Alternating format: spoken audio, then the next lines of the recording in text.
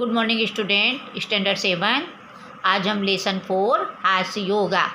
हास्य योगा मतलब जोक्स जो आप सुनते हो ना, चुटकुले, वो मैं आप लोगों को समझाऊंगी। ठीक है, आप सुनने के बाद अपने पेरेंट्स को भी पहले संस्कृत में फिर हिंदी में आप ट्रांसलेट करके उनको समझाएंगे और सुनाएंगे और हंसने का मज़ा लेंगे। ठीक है, पहला देखिए, आपने का एक दुकानदार होता है, उसके ग्राहक के को बोलता है, ग्राहक जब आता है तो उसको क्या बोलता है, एतत् यंत्रम क्रीणातु, ये यंत्र आप खरीद लो, क्रयण योगम अस्ति, ये खरीदने के योग्य है। तो ग्राहक जो होता है वो क्या बोलता है, एतस् का विशेषता अस्ति, इसकी क्या विशेषता है। तो आप लड़का मतलब दुकानदार जो होता है वो क्या बोलता है, एतत् यंत्रम भवता 50% कार्यभारम अल्पम करिष्यति। एतत् यंत्रम, ये यंत्र 50 मतलब 50% काम शीघ्र ही कर देता है, अल्पम थोड़े समय में ही कर देता है। तो ग्राहक क्या बोलता है, तहि कृपया द्वियंत्रे वदातु, ददातु, ददातु मीन्स देना, आप मुझे तो 2 यंत्र दे दो जिससे कि मुझे काम ही नहीं करना पड़े। आया मज़ा ना। अब सेकेंड, शिक्षिका, एक टीचर होती है और छात्र होता है। देखिए इसका चुटकुला मैं आपको सुना रही हूँ। हास्य हो गया, छात्रस्य गृहकार दृष्ट्वा, छात्र का गृहकार होमवर्क जो होता है वो देखता है टीचर।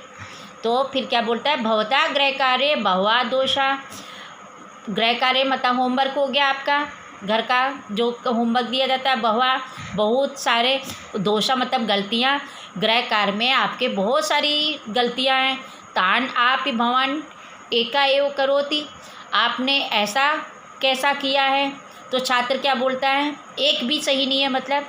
तो महोदय, तो वो बोलता है, महोदय मतलब सर को बोलता है जो अपने से बड़े होते हैं, एते सर्वे दोषा अहम एका एवं न करोपि, ऐसा नहीं है कि मेरा ही मैं एक भी गलतियां नहीं कर रहा है। गृह पाठ लेखने मम पिता अपि सहायता करोति, हमारा गृह पाठ लिखने में, हमारा होमवर्क लिखने में मेरे पिता ने सहायता करी है। तो सारी गलती किसकी हो गई, पिता की गलती हो गई। छात्र बच गया ना। ठीक है, अब थर्ड नंबर पे गृह स्वामी। गृह स्वामी कौन होता है, जो घर का मालिक होता है, जो घर पे रहते हैं। ठीक है, गृह स्वामी।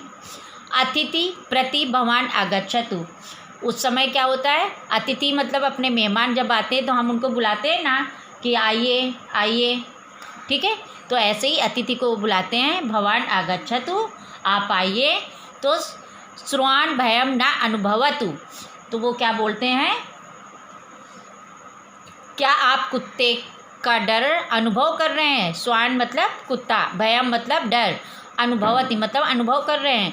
तो अतिथि क्या कहता है, किम साना दसति, क्या ये नहीं काटता है। अतिथि जो है कि क्या ये नहीं काटता है। तो जो घर का मालिक होता है गृह स्वामी, तो वो क्या बोलता है, तस्य दंसन स्वभावा अस्ति वा न वा इति अहम अपि न जानामि, मैं इसके स्वभाव के बारे में नहीं जानता हूँ अभी।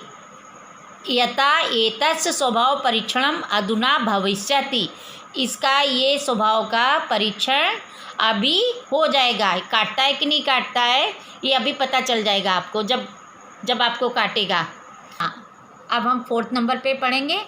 एकदा चोर देहम वित्तकोशे लुठनम करोति, एक बार 2 चोर वित्तकोशे मतलब बैंक को लूटने के लिए जाते हैं। बहुन रुपयान प्राप्नोति, बहुत सारे रुपए प्राप्त कर लेते हैं।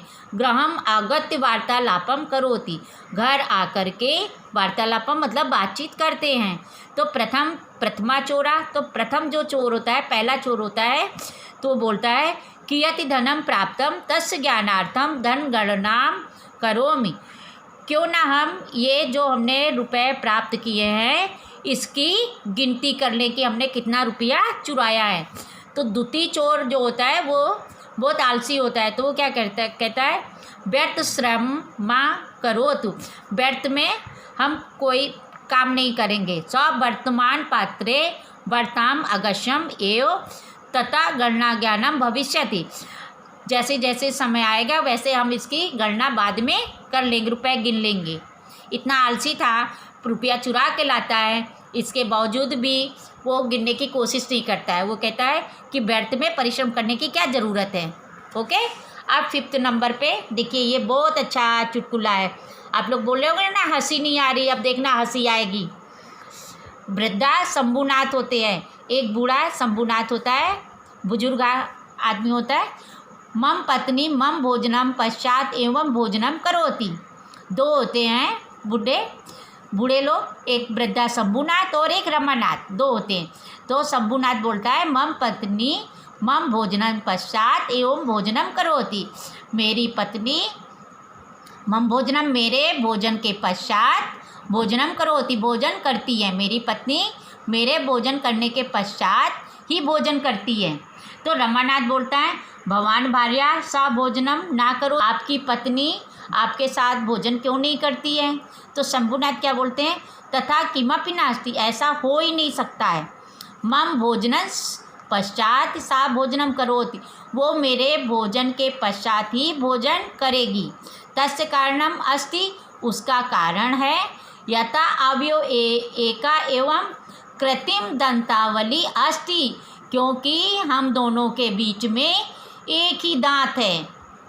जो क्या बोलते हैं, जो दांत टूट जाते हैं तो दांत लगवाते हैं ना, दंतावली, उसके बारे में बोला गया है कि एक ही दंतावली है। जब वो निकालती है तो वो पहन के खाना खाता है, और जब वो पहन के निकाल के देता है तब वो खाना खाती है।